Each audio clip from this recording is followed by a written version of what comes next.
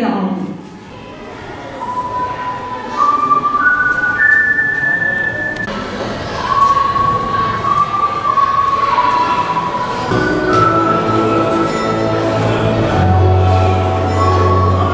Öğrencilere birey olma niteliklerini kazandırmak ve bu bireyleri hayata hazırlamaktır.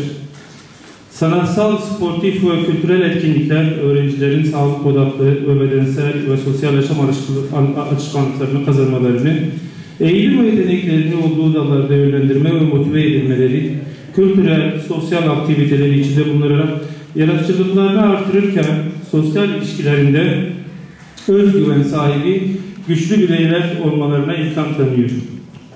Öğrencilerimizin gelişiminde ders dışı etkinlikler, ders içi faaliyetler kadar önemlidir.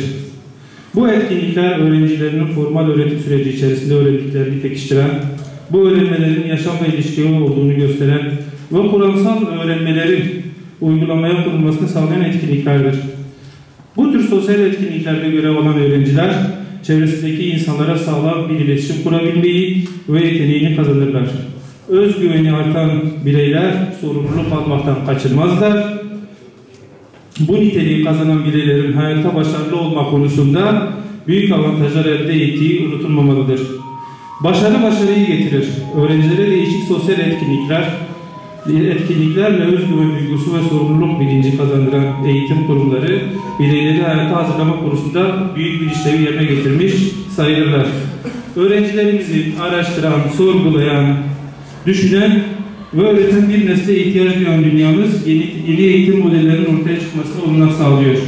Bu minvalde İlçe Milli Eğitim Müdürlüğümüzün hayata geçirdiği 4 adım 7 başlık projesinin başlıklarından olan Tecrübe Dinamizm'de buluşuyor programımıza değerli Milli Eğitim Müdürümüz, eğitimci Sayın Murat Doğan'ı okulumuzda ağırlamaktan onur duyacağız. Varlığıyla şekillenir, sizlerin varoluşuyla güzelleşir. Onun için sevgili çocuklar, şöyle çok kısa 3-5 cümleyle ilgili, şiirle ilgili birkaç bir şey söyleyeceğim. Siz şiiri birilerine beğendirmek için değil, o anki duygularınızı yazmak için yazın. Zor bir soru. Evet, isim neydi yavrum?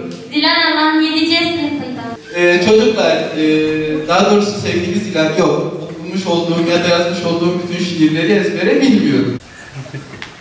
Öncelikle hoş geldiniz. Adım Elif Naz 6C sınıfında. Sorum, şiiri olma ilgimiz ne zaman başladı? Evet Elif Naz, ben hatırlarsan az önceki konuşmamızda ne dedim? 7. sınıflar el kaldırsın dedim ve öğretmenimin tavsiyesiyle bir şiir yarışmasından sonra yazmaya başladım dedim. Şair Sezai Karakoçlu ve özellikle Mona Rosa şiiri. Evet, şimdi malum ilimizde 4 adım 7 başlık projesi kapsamında çocuklarımıza okumayı, yazmayı sevdirmek, çocuklarımızın okumaya alışkanlığını kazandırmak, bu yönde gerekli desteği sağlamak üzere bir projemiz vardır. Bu proje kapsamında da bugün İlçe Milli Eğitim Müdürlüğümüz ve Okul Müdürlüğümüzün tertiplediği bu proje kapsamında işte bir şair bir şiir programı çerçevesinde burada çocuklarımızla buluştuk. Zaman zaman çocuklarımız sordu, biz cevaplandırdık. Buradaki amacımız sadece çocuklarımızın daha çok okumasını, daha çok yazmasını sağlamaktır. Şimdi şöyle bir şey söyleyeyim. Bizlerin, yani öğretmenlerin, hatta Milli Eğitim Bakanlığı'nın varoluş nedeni çocuklarımızın varlığıdır. Çocuklarımızın olmadığı hiçbir okul bizim için anlamsızdır. 4 duvardan ibarettir. Dolayısıyla asıl olan çocukların mutluluğudur, çocukların geleceğidir. Çünkü bir 15-20 yıl sonra bugünkü çocuklarımız bu ülkenin yönetiminde söz sahibi olacaklardır. Onun için bizim ihmal edilecek tek bir çocuğumuz veya ihmal edilecek tek bir yavrumuz yoktur. Bizim için zaman kıymetlidir diyoruz. Bu yolda gereken bütün ne varsa yapacağız, yapmaya da gayret edeceğiz. Bugünkü programla alakalı olarak da çocuklar iyi hazırlanmışlardı. Soruları gayet iyiydi. İnşallah nice şairler, nice şiir yazan kardeşlerimiz, çocuklarımız da çıkacaktır.